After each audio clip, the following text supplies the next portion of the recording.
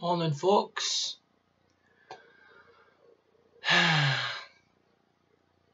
There were significant safety concerns prior to the fire, with criticism levelled against the Kensington and Chelsea London Borough Council for fire safety and building maintenance. A residents' organisation, Grenfell Action Group, published a blog in which it highlighted major safety problems. In 2013, the group published a 2012 fire risk assessment done by the Health and Safety Officer that revealed significant safety violations. Firefighting equipment at the tower had not been checked for up to 4 years. Fire extinguishers on site were expired, and some had condemned written on them in large black letters because they were so old. The Grenfell Action Group documented its attempts to contact the landlord. They also alerted Timothy Coleridge, the Royal Borough of Kensington and Chelsea Cabinet Member for Housing and Property, but never received a reply from him or his deputy, Laura Johnson. In a July 2014 Grenfell Tower Regeneration newsletter, the Housing Association, the landlord, instructed residents to stay in the flat in case of a fire. Emergency fire arrangements. A long-standing stay-put policy stays in force until you're told otherwise. This means that unless there's a fire in your flat or in the hallway outside your flat, you should stay inside your flat. This is because Grenfell was designed according to rigorous fire safety standards. Also, the new front doors for each flat can withstand a fire for up to 30 minutes, which gives plenty of time for the fire brigade to arrive.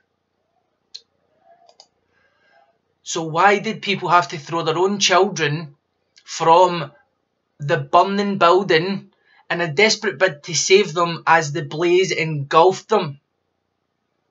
Just take a minute to think about that. You're in such peril that your instinct is to throw your child from a high-rise tower block. But remember not to politicise this, folks, because we still don't have all the information. I'm not the sort of person who would rush to offence or rush to condemnation. I'm not the sort of person who would look immediately to ascribe blame to someone for what is ultimately, at this point, an accident. The reason that this is political, and the reason it's undoubtedly political, and that it should be politicised at the first possible opportunity, is because one of the reasons that will prove to be the case for this fire is political exclusion. Here we have residents who have been engaged in a process of alerting political people, political figures, engaging in their local democracy, in order to raise awareness of the fact that there were problems with the building in the first place.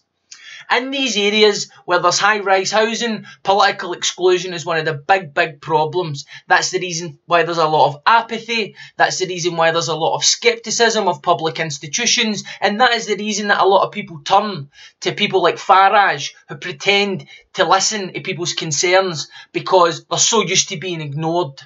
So that's the first reason why this is political. The second reason is, see if things like benefit fraud are political. See if things that concern one aspect of British life are political.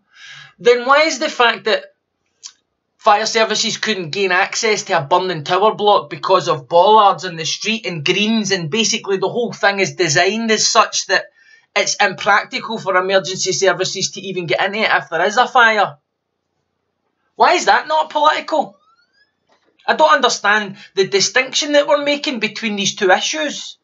Is it because one issue, the benefit fraud issue, tends to appeal to the interests of a certain section of the population who maybe have the political capital and agency in order to exert influence over what the issues actually are?